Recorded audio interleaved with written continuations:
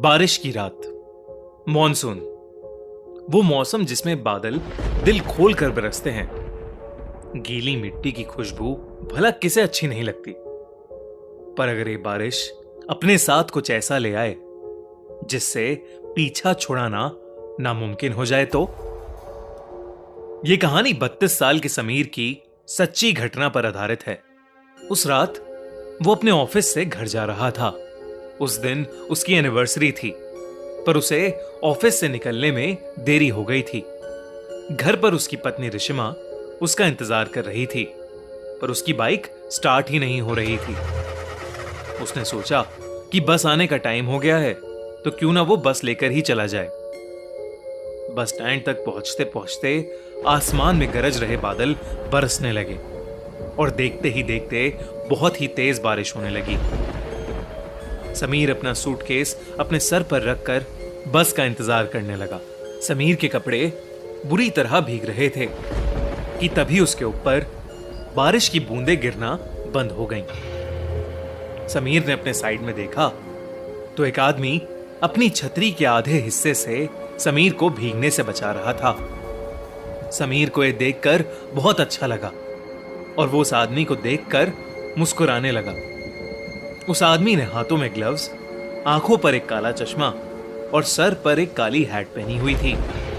इसीलिए समीर को वो आदमी दिखने में थोड़ा अजीब लग रहा था। तभी वो आदमी समीर को देखकर कहने लगा, ये दुनिया कितनी अजीब है ना। कहीं बारिश है तो कहीं सूखा, कहीं जिंदगी है तो कहीं मौत। समीर के पास इस बात का कोई जवाब नहीं था। उसने बस मुस्कुराकर अपना सर हिला दिया। उसी समय समीर का फोन बज पड़ा। उसने पॉकेट से जैसे ही फोन निकाला, उसका फोन उसके हाथ से स्लिप होकर जमीन पर गिर गया। समीर जैसे ही जमीन से फोन उठाने के लिए झुका, उसे कुछ ऐसा दिखा जिससे उसकी रूह ही कांप गई। उसके साथ में खड़े आदमी की टांगे ही नहीं थीं और ना ही उस आदमी के जूते के अंदर पैर थे। मानो वो आदमी हवा में झूल रहा था। समीर के चेहरे का रंग बदलने लगा, पर उसने चुपचाप अपना फोन उठाया और उसके पैरों के बारे में सोचने लगा। समीर ने उस आदमी से दूर जाने का सोचा, लेकिन जैसे ही उसने अपनी नजरें घुमाई तो उसे दिखा कि अब पूरा बस स्टैंड खाली था। आसपास किसी ऑटो का भी नामो निशान नहीं था। वहां पर अब समीर और उस आदमी के अलावा और कोई भी नहीं था। समीर की हालत अब खराब हो रही थी। देखते ही देखते बारिश और तेज होने लगी। उस तूफान के बीच उस बस स्टैंड पर वो ही दोनों खड़े थे। समीर को बारिश की वजह से अब कुछ ढंग से दिखाई भी नहीं दे रहा था। उसे कोई बस भी आती हुई दिखाई नहीं दे रही थी। समीर ने अपनी वाइफ रिशिमा को मैसेज किया और उसे अपनी सिचुएशन बताते हुए जल्दी से आने के लिए कहा। यह मैसेज लिखते ही समीर को उस आदमी की आवाज आई, रिशिमा को यहां बुलाना ठीक नहीं होगा समीर। ये सुनते ही समीर के पैरों तले जमीन खिसक गई। वो उस छतरी के नीचे से निकलकर रोड की दूसरी तरफ भागने लगा।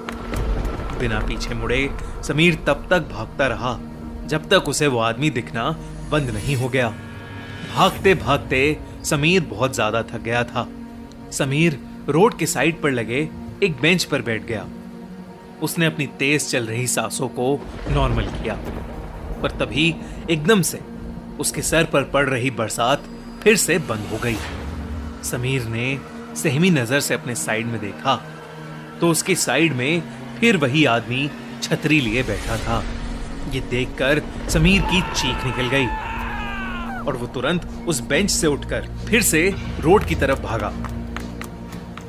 रोड पर बारिश की वजह से अब धुंध भी आने लगी थी। आसमान में कड़कती बिजली की आवाज समीर की चीखों को दबा रही थी।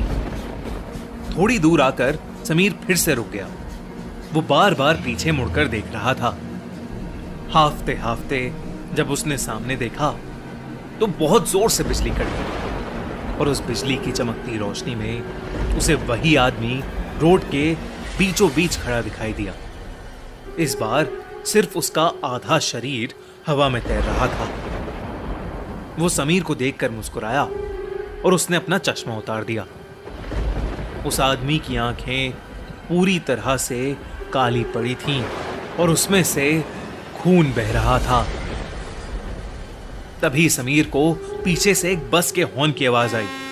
समीर ने पीछे मुड़कर देखा तो पीछे से एक बस आ रही थी।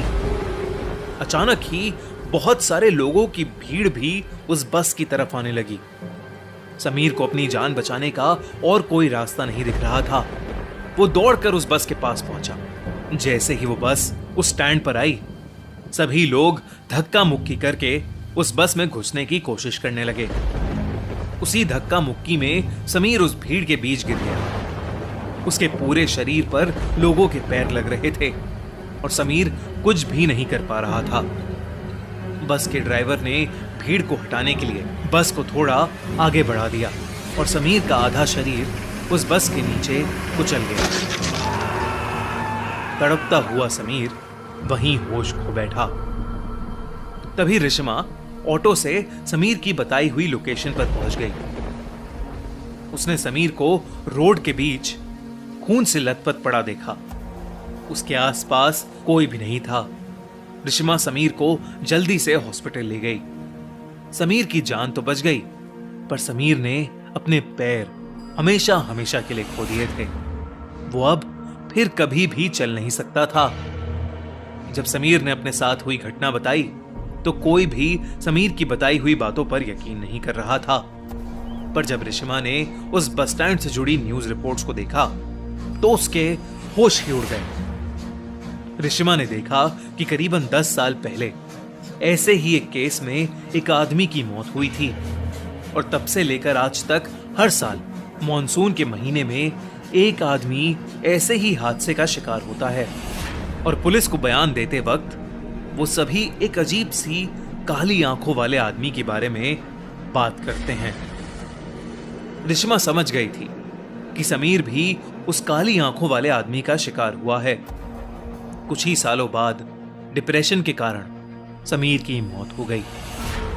अब रिश्मा हर साल मॉनसून के महीने में उस बस स्टैंड पर जाती है इसी उम्मीद में कि उसकी मुलाकात उस काली आंखों वाले आदमी से हो जाए। रिश्मा को हमेशा लगता है शायद वो काली आंखों वाला आदमी भी ऐसे ही किसी भीड़ के नीचे आकर मर गया होगा और अब वो सबसे अपना बदला ले रहा हो। रिश्मा उससे ये पूछना चाहती थी कि वो ये सब क्यों कर रहा है, पर रिश्मा को वो आदमी आज तक कभी नहीं मिला और शायद कभी मिलेगा भी नहीं। पर आपको क्या लगता है, कौन था वो आदमी और उसने समीर को ही क्यों चुना?